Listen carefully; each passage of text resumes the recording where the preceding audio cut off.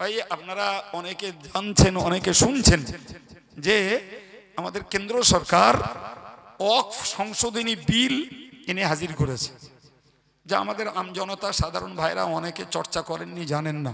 ব্যাপারটা আপনাদের নলেজে নেওয়ার দরকার।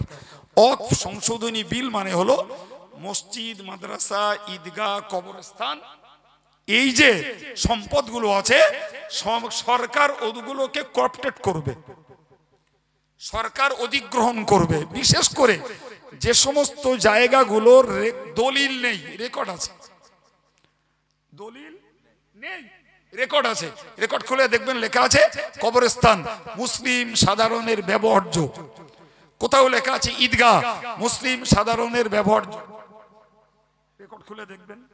ভাই এই যে জায়গাগুলো দলিল নেই, সরকার এই জায়গাগুলো হস্তক্ষেপ করে সরকারের অধীনে নিয়ে নেবে। পরে দেখা যাবে আপনার আমার বাপ মার কবরস্থান সরকার একটা প্রজেক্ট বানিয়ে দিল, একটা ফুটবল খেলার মাঠ বানিয়ে দিল, হয়তো সরকার সেখানে একটা অফিস তৈরি করল। আপনার মসজিদে জমি আছে, আপনি মসজিদের জমি বিক্রি করে কোনো সংস্কার করবেন, তার উপরে অর্ডিন্যান্স চলে এলো মসজিদের জমি বিক্রি করতে পারবে না। যদি কেউ মনে করে আমার টাকা আছে আমি কিনবো, তুমি কেন, জি গ্রামীণ ভাবে তোমার জমি তোমার নামে রেজিস্ট্রেশন হবে, রেকর্ড জীবনেও আর হবে না।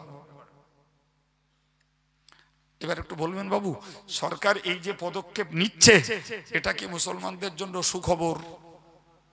দেশ জুড়ে বুদ্ধিজীবী সমাজ, শিক্ষিত সমাজ, আলেম সমাজ, মুসলিম পার্সোনাল ল এর বিরুদ্ধে আন্দোলন করছে। যে অল ইন্ডিয়া সুন্নতুল জামাত তথা আমরাও এই আন্দোলনের পার্টনার, এই আন্দোলনের সাপোর্টার।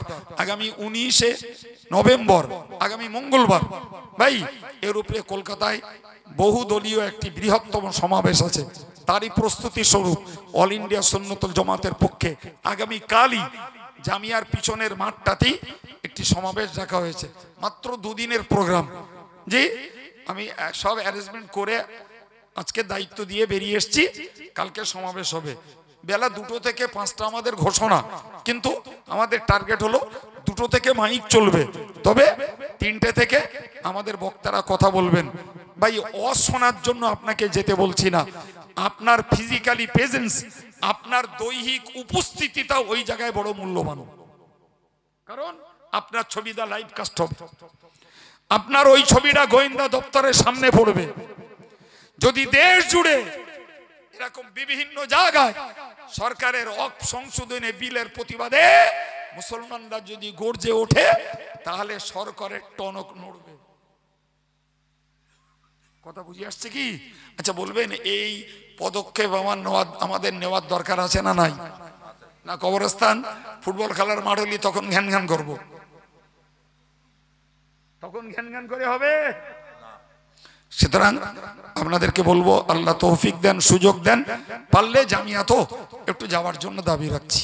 আমরা সোশ্যাল মিডিয়াতে ব্যাপক প্রচার করেছি, ব্যাপক প্রচার করেছি জি, তবে মাত্র 2 দিনে যাই হোক আমরা আমাদের বার্তাটা সরকারকে জানাতে চাই। সম্মানিত ভাইয়ের আমার,